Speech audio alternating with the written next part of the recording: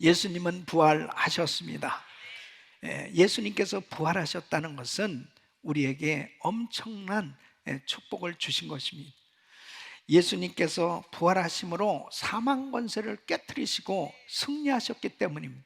이제 우리는 더 이상 사망 권세에 묶여 있는 자들이 아니고 예수님처럼 이 부활하게 될 줄로 믿습니다. 우리에게 부활의 놀라운 능력과 소망을 주신 조신 하나님께 다시 한번 박수로 영광을 올려드립니다. 감사합니다. 오늘 이 본문 말씀은 이 대제사장들과 바리새인들의 소원대로 예수님을 십자가에 못 박아 죽였습니다. 큰 돌을 이제 무덤 앞에 봉해버리고, 그리고 파수꾼들과 백부장을 시켜서 그 무덤을 지키게 했습니다. 그 이유는 내가 사흘 후에 다시 살아나리라 하신 이 주님의 말씀을 아주 똑똑히 기억하고 있었기 때문입니다. 그런데 안식 후 첫날 막달라 마리아와 다른 여자들이 이제 예수님의 무덤을 찾아왔습니다. 찾아와서 가서 보니까 놀라운 일이 벌어져 있는 거예요. 힘센 장정들이 그 무덤 문을, 그 돌문을 옮겨 놓으려고 하도 정말 옮기기가 힘든 그 돌문이 옮겨져 있었고, 그리고 이 빛나는 천사가 그곳에 앉아 있었습니다. 그 천사가 막달라 마리아와 이 여자들에게 이렇게 말을 합니다. 마태복음 28장 5절로 7절 보면 천사가 여자들에게 일러 가로되 너희는 무서워 말라. 십자가에 못 박히신 예수를 너희가 찾는 줄을 내가 아노라. 그가 여기 계시지 않고 그의 말씀하시던 대로 살아나셨느니라. 와서 그의 누우셨던 곳을 보라. 또 빨리 가서 그의 제자들에게 이르되 그가 죽은 자 가운데서 살아나셨고 너희보다 먼저 갈릴리로 가시나니 거기서 너희가 배우리라 하라. 보라 내가 너에게 일렀느니라. 이렇게 말씀하시는, 이 여자들이 너무나 놀라고 무서워 이제 빨리 이 소식을 전하기 위해서 급히 떠나려고 하는데 부활하신 예수님께서 나타나셨습니다. 평안하뇨 하시면서 이렇게 말씀하십니다. 가서 내 형제들에게 갈릴리로 가라 하라. 거기서 나를 보리라. 여러분, 우리 예수님께서 이 사랑하는 제자들에게 갈릴리로 가서 거기서 만나자고 말씀하신 이유가 뭘까요? 저는 오늘 이 말씀을 통해서 이 부활하신 주님을 만나는 이 귀한 예배가 되기를 원하는 거예요. 예수님의 제자들이 갈릴리에서 이 부활하신 예수님을 만나게 됐을 때 모든 것이 회복되어지는 은혜를 받게 되는 걸 볼 수 있습니다. 여러분, 코로나 팬데믹이 너무나 길어지고, 그리고 우크라이나의 사태와 정말 이 세상 돌아가는 모든 일들이 너무나 위험하고 복잡해진 이러한 말세의 징조들이 나타나는 이런 상황 속에서 정말 우리에게 꼭 필요한 것은 부활신앙입니다. 바로 갈릴리에서 이 제자들을 만나주신 이 부활의 주님, 그 부활의 주님을 만났을 때 이 제자들에게 있었던 모든 것들이 다 회복된 것처럼 오늘 이 부활주일 아침 우리 성도님들에게 묶여있는 모든 것들이 풀어지고 회복되어지는 이 부활주일 아침이 되시길 예수 이름으로 축원합니다. 왜 부활하신 예수님은 제일 먼저 갈릴리로 가셨을까요? 왜 거기서 만나자고 하셨습니까? 첫째는 절망한 제자들에게 믿음을 주시기 위함이었습니다. 여러분, 부활을 믿지 않는 이 제자들은 사실 절망할 수밖에 없었습니다. 왜냐하면 세상적인 기대가 너무 예수님에게 컸어요. 예수님께서 이 로마를 정복하고 이스라엘을 회복시켜 주시게 되면 자신들도 정말 높은 관직에 있을 수 있지 않을까, 이런 기대감이 있었단 말이에요. 그런데 예수님께서 너무나 처참하게 십자가에 못 박혀 죽으시는 모습을 보면서 모든 것이 다 무너진 거죠. 허탈감, 실망, 좌절, 절망에 빠져 있었던 것입니다. 바로 그들에게 우리 주님은 이제 믿음을 주셔서 회복시켜 주시길 원하셨기 때문에 부활하신 주님 갈릴리에서 만나자 이렇게 말씀하십니다. 사랑하는 성도 여러분, 만일 제자들이 정말 예수님께서 인자는 고난을 당하고 죽을 것이다, 그리고 3일 만에 부활할 것이다, 이 부활할 것이라는 그 말씀을 제자들이 믿었더라면 어떻게 됐겠습니까? 그 무덤 앞에서 텐트를 치고 와, 이제 정말 주님 부활하신다고 약속하셨는데, 그러면서 막 집회를 하지 않았겠습니까? 주여 삼창하면서 막 기도하면서 하루가 지났으면 이틀, 이제 마지막 날 3일째 되면 막 더 뜨겁게 사모하면서 그렇게 부활하신 주님을 만나기를 기대했을 텐데 제자들 중에 한 사람도 믿는 사람이 없었습니다. 그래서 마가복음 16장 11절 말씀 보면 마리아에게 보이셨다는 것을 듣고도 믿지 아니하니라 그랬습니다. 13절에 보면 두 사람이 가서 남은 제자들에게 고했을 때 역시 믿지 아니하니. 또 14절에 보면 자기가 살아난 것과 본 자들의 말을 믿지 아니하면, 그리고 우리 예수님이 이 제자들에게 어쩌면 이렇게 믿음이 없냐고 부활하신 주님께서 안타까워하셨던 것을 볼 수 있습니다. 한 사람도 믿는 사람이 없어요. 우리 예수님께서 십자가를 지시기 전에 제자들에게 분명히 이렇게 약속을 하셨습니다. 마태복음 26장 31절로 32절 보면 때에 예수께서 제자들에게 이르시되 오늘 밤에 너희가 다 나를 버리리라. 기록된 바 내가 목자를 치리니 양의 떼가 흩어지리라 하였느니라. 그러나 내가 살아난 후에 너희보다 먼저 갈릴리로 가리라. 이와 같이 모두 두렵고 절망 가운데 다 흩어졌을 때 주님께서 이 갈릴리로 가서 이제 나를 만나자라고 그렇게 말씀하신 그대로 이제 제자들이 갈릴리에서 부활하신 예수님을 만났을 때 어떻겠습니까? 와, 진짜 부활하셨네. 정말 예수님 진짜 부활하신, 그 부활하신 주님을 만났을 때 이 제자들의 마음이 어떻겠습니까? 예수님께서 부활하셔서 제자들을 만나 주셨을 때 도마라는 제자는 그 자리에 없었습니다. 그러니까 이 도마에게 야, 부활하신 예수님 만났다고 그렇게 간증들을 하니까 이 도마가 뭐라고 그럽니까? 나는 그 못자국 난 팔을, 못자국 난 손 만져보기 전에는 내가, 또 장받은 그 옆구리 손 넣어보기 전에는 내가 못 믿겠다고 그러니까 부활하신 예수님께서 도마를 만나주시잖아요. 요한복음 20장 27절로 29절에 보면 도마에게 이르시되 내 손가락으로 이리 내밀어 내 손을 보고 내 손을 내밀어 내 옆구리에 넣어보라. 그리하고 믿음 없는 자가 되지 말고 믿는 자가 되라. 도마가 대답하여 가로되 나의 주시며 나의 하나님이시니다. 예수께서 가라사대 너는 나를 본고로 믿느냐? 보지 못하고 믿는 자들은 복되도다 하시니라. 예수님은 부활하셨습니다. 부활이 믿어진다는 것은 축복이에요. 부활을 믿게 되면 험난한 이 세상 가운데서 절대로 좌절하지 않고 승리할 수 있는 줄로 믿습니다.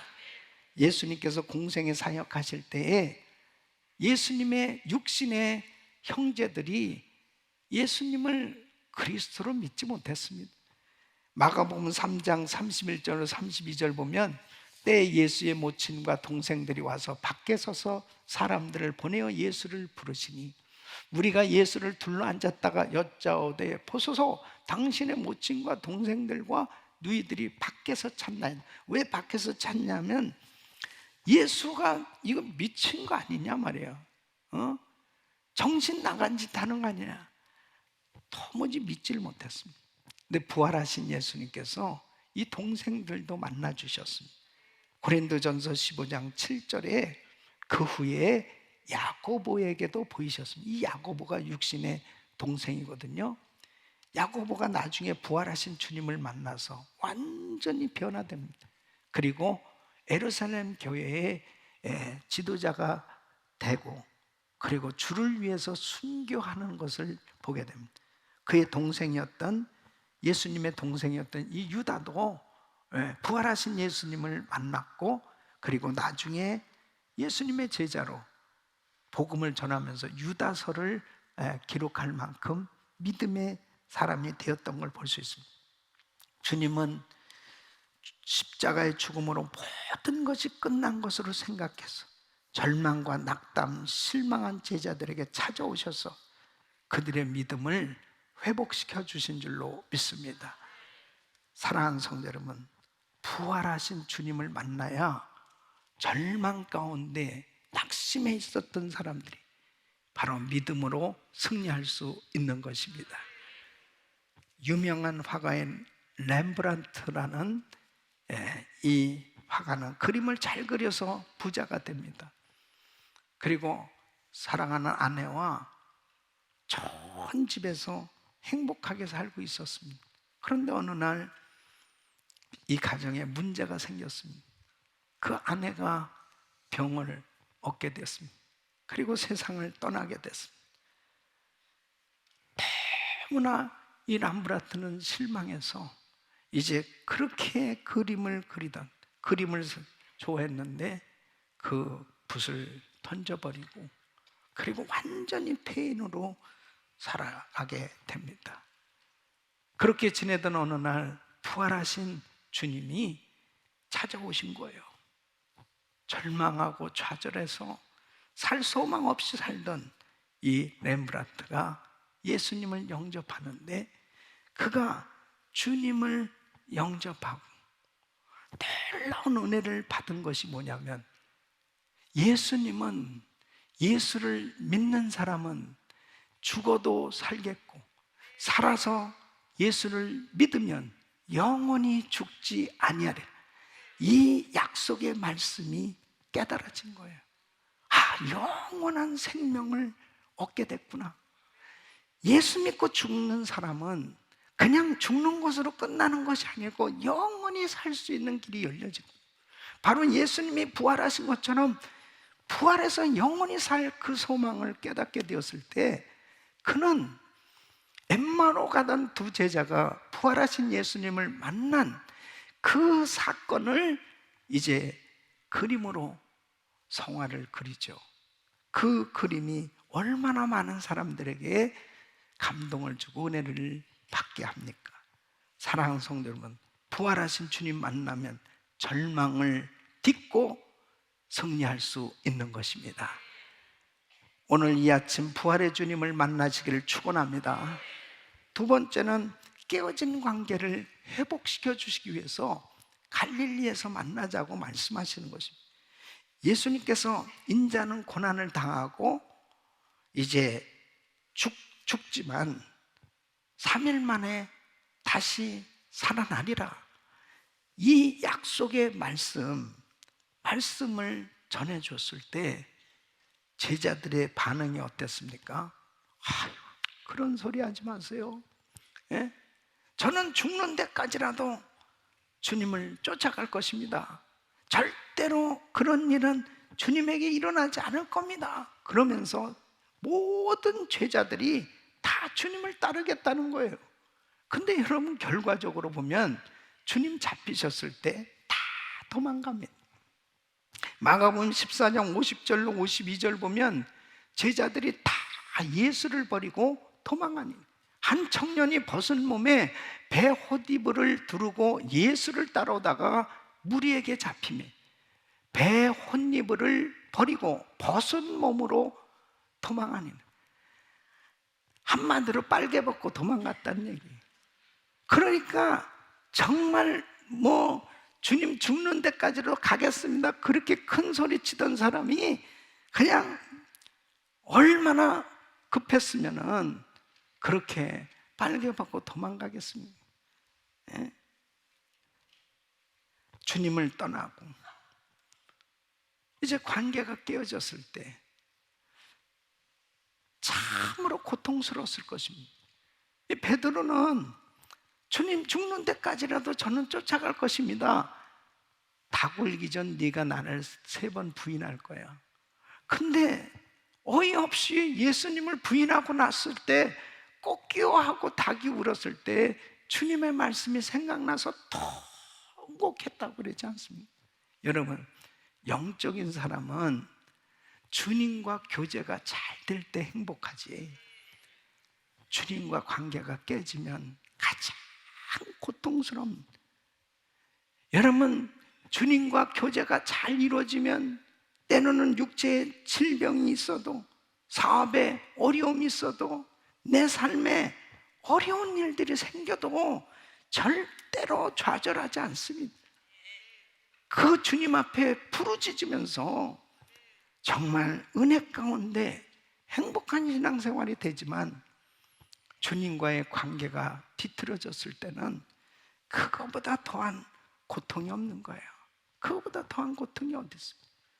여러분, 팬데믹으로 인해 가지고 얼마나 많은 사람들이 주님과의 관계가 참 깨어진 그런 사람들이 얼마나 많은지 모릅니다.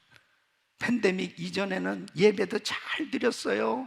정말 하나님 앞에 봉사하고 찬양하고 그렇게 열정적으로 주님을 섬겼던 사람들이 이 팬데믹으로 교회를 나오지 못하면 또 온라인으로 예배를 드리다가 그 다음에 제대로 또 드리지도 못하고 막 이러는 가운데 막 신앙이 무너지기 시작하는 것입니다. 그전에는 막 교회 오는 건 허구한 날 교회 오는 거예요. 그러니까 집을 나서서 마켓을 가는 줄 알았는데 교회 파킹plat에 와 있는, 그냥 자동이야, 그냥 교회 오는 게. 그런데 팬데믹 이후에 교회를 1년, 2년 나오지 않다 보니까 교회가 어디 있는지 잊어버린 거예요. 그래서 아주 오래 걸려서 교회 온 분이 여기 오늘 2분 계셔. 너무 오랜만에 부활주일이니까 야, 교회 좀 한번 가보자. 그래서 그 교회 나오니까 얼마나 좋아요. 교회 나오니까.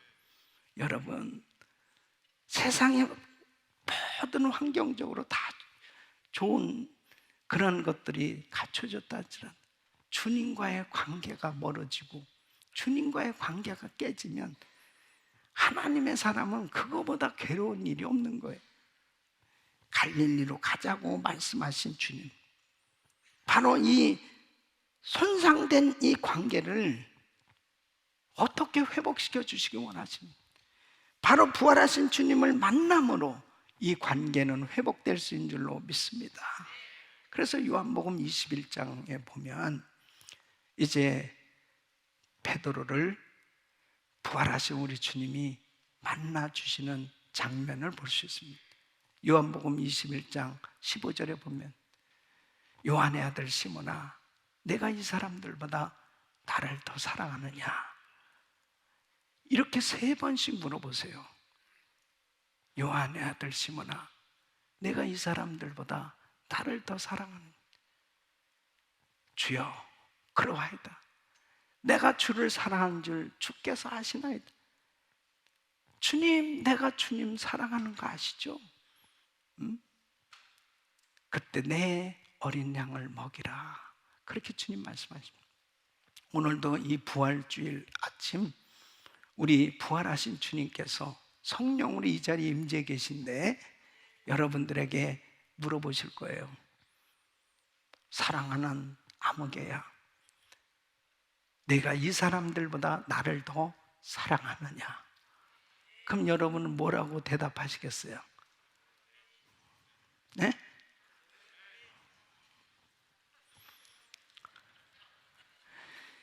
여러분은 주님, 그렇습니다. 주님, 내가 주님을 사랑합니다. 자, 다시 한번. 주님, 그렇습니다. 내가 주님을 사랑합니다. 우리 똑같이 한번 해봅니다. 아무개야, 내가 이 사람들보다 나를 더 사랑하느냐?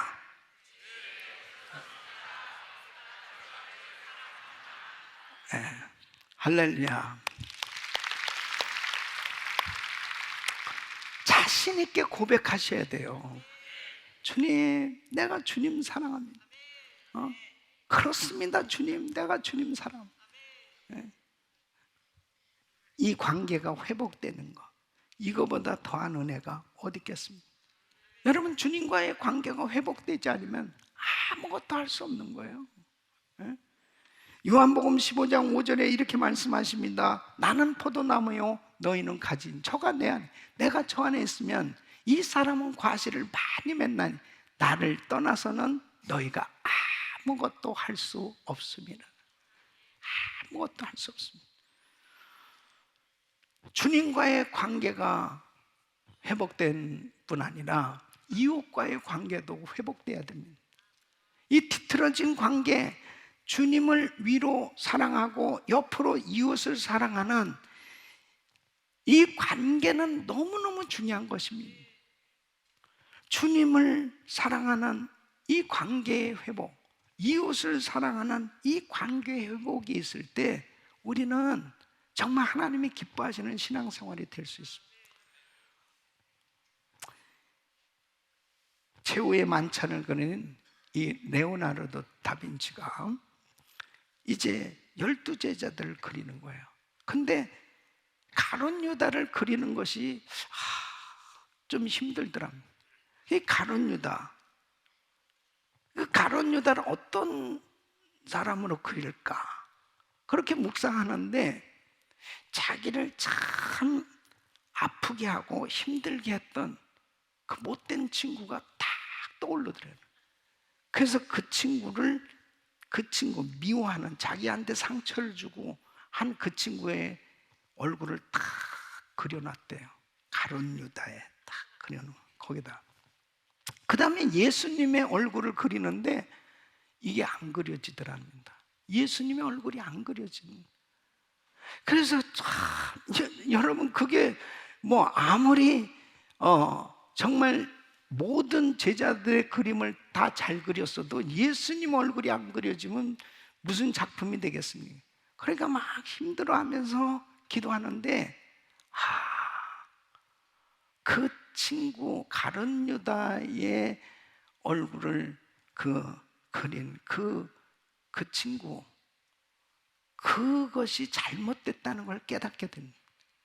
그래서 회개하고 그 얼굴을 지워버리고, 그리고 그 친구한테 찾아가서 사실을 이야기하면서 정말 용서를 구하고 그리고 화목하게 됐다는 것입니다.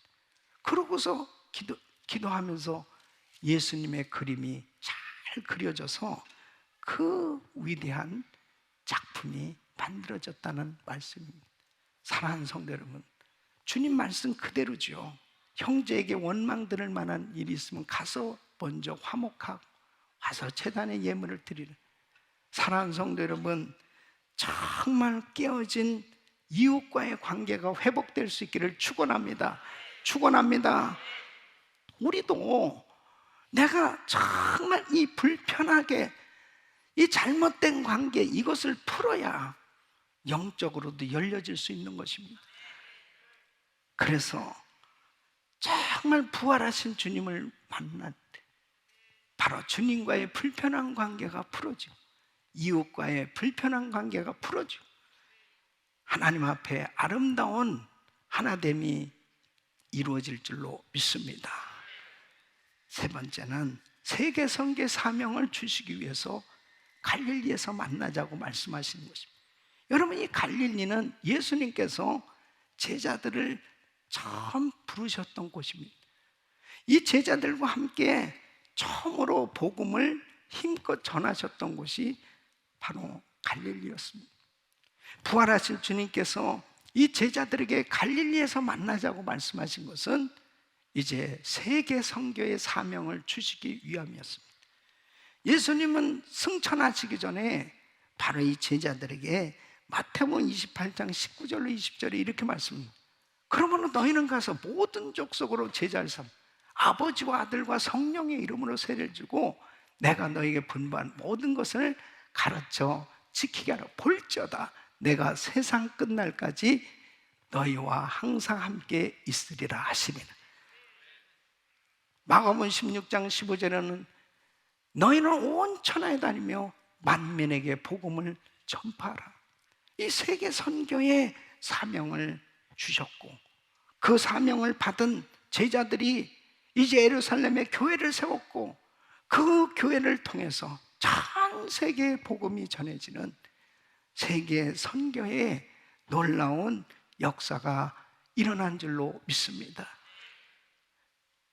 하나님께서 우리 은혜교회를 40년 전에 세워주셨고 하나님께서 세계 선교의 이 비전을 주셨습니다. 특별히 우리 김광신 목사님에게 이 교회 비전을 또렷하게 주신 것은 주님의 지상명령을 수행하는 교회가 된다. 그래서 세계 선교의 총력을 다하면서 하나님께서 오늘 58개국에 340여 명의 선교사들을 파송케 하시고 만여 개의 교회가 넘는 그 현지 교회들이 개척되어지도록 하나님께서 선교하는 교회로 은혜를 주신 줄로 믿습니다. 부활하신 주님을 만나야 믿음을 가질 수 있어요. 절망을 이길 수 있는 믿음을 가질 수 있고 부활하신 주님을 만나야 깨어진 관계가 회복되어질 수 있는 은혜가 임하는 것입니다. 세계 선교 감당할 수 있도록 바로 이 비전을 받을 수 있고 세계 선교에 헌신할 수 있도록 하나님께서 선교의 영으로 충만케 해주시는 이런 은혜를 받을 수 있습니다. 우리 사랑하는 성도 여러분, 부활의 아침 오늘 갈릴리에서 만나자고 말씀하신 주님, 오늘 교회에서 또 온라인으로 예배드리는 모든 성도님들 바로 그 처소에서 부활하신 주님을 만나고 여러분 모든 것이 회복되어지는 은혜가 있기를 예수 이름으로 축원합니다.